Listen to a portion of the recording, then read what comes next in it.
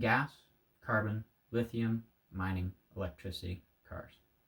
In the next few minutes, I'm going to give you some facts and information on electric cars and how much it takes to make them.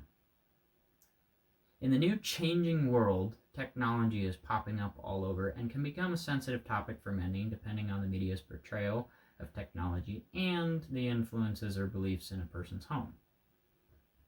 With all that is changing, we need to look at both the benefits and downsides of new technology and work with the information we have to see how we might be affected. Now, I own a couple of larger trucks, mostly diesel engines, and I have never been sad with them. I know they're not the best for the environment, but they do me well. As I've worked on them my whole life, I got really used to them. I also work as a welder, so I see the equipment that mines use to gather the materials needed for those newer cars and those newer electric cars, so I was really curious about what the true impact of electric cars was opposed to the long-known gas or diesel engines. This sparked a little kind of need to find out the workings of both. Through that, I have found a lot of generous information. From articles and studies covering true emissions, mineral contents, and costs. Coming up here soon, I'll give you a little bit more insight into what one battery takes, the fossil fuels required, and if these new batteries can be recycled. In an article by John Lung titled "A Paradox Over Electric Vehicles, Mining of Lithium for Car Batteries," he goes on to write that lithium must be mined, isolated, purified for making car batteries, and this is an energy-consuming step towards the fabrication of EVs.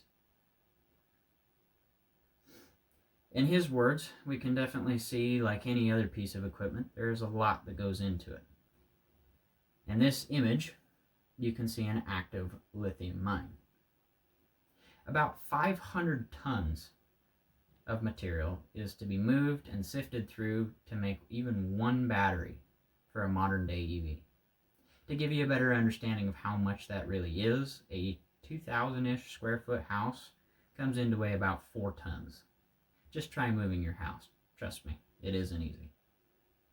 In Mr. Lung's article, he talked a little bit about how the rare metals in batteries were and how many scientists are fearful of running out of the materials, like lithium. But batteries don't just contain lithium. They contain many rare elements such as like nickel, cobalt, and aluminum. Now, I'm sure everybody knows that gas and diesel vehicles burn fuel, but so do EVs in their own special way.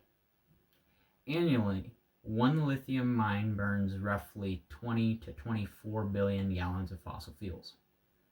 With everyone in the U.S. driving gas or diesel vehicles, we burn about 130 to 140 billion gallons per year.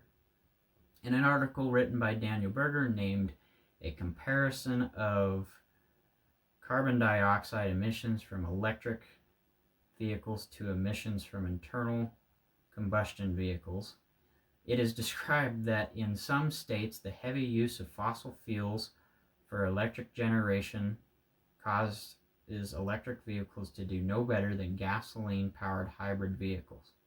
Like I stated previously, EVs have a zero tailpipe emissions, but they do have plant emissions. Plant emissions come from the power plants that produce the power for EVs. Power plants are mostly often burning coal or another fossil fuel like diesel to provide electricity to a large area.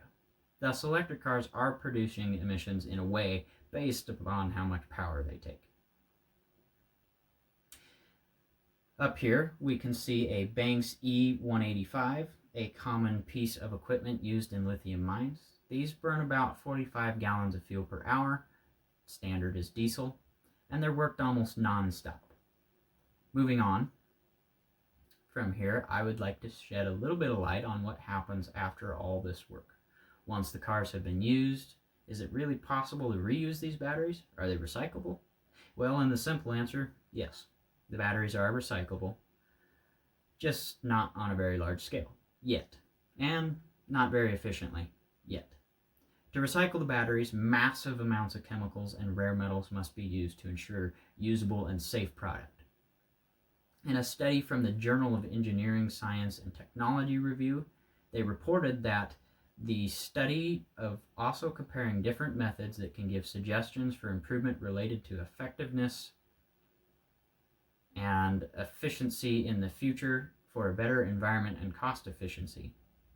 While this might be a bit jumbled, and I know it might be a little bit confusing, it means that in the future there will be more ways to efficiently, safely, and cost effectively recycle those batteries. So there is hope for them. If you take a look at this image here, you will see an active lithium recycling plant. Just like in the mines, those facilities used to recycle those batteries must be massive to hold the required equipment. There are many capable facilities that can manage to recycle batteries, and there will definitely be more in the future as the demand rises. In the last couple of minutes, I've talked about what one battery needs to be produced, including the amount of mining, tonnage, and some of the materials that go into those batteries. I spoke a little bit about how much fossil fuels are used in EVs and diesel and gas engines, and what it will look like a little bit in the future. And in the end, we looked at how it is possible to recycle the batteries that are being produced. Gas, carbon, lithium, mining, electricity, cars. Bill Nye, an American mechanical engineer, science communicator, and television presenter, once said, "Electric cars aren't pollution-free, but they have the potential to be a lot less polluting." Thank you for your time. I'm Cameron Vaughn.